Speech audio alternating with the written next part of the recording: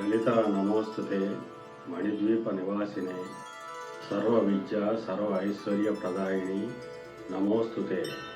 శ్రీమాత్రే నమ. శ్రీమాత్రే నమ. మిత్రులందరికీ శుభోదయం.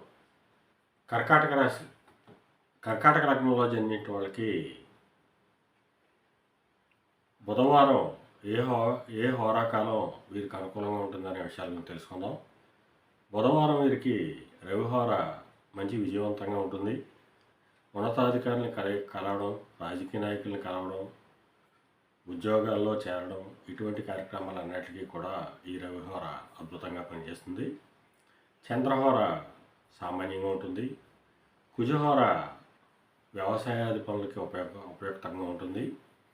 బుధహోర వ్యాపార సంబంధమైనటువంటి కార్యక్రమాలకి, శుభకార్యాలు కూడా ఉపయోగపడుతుంది.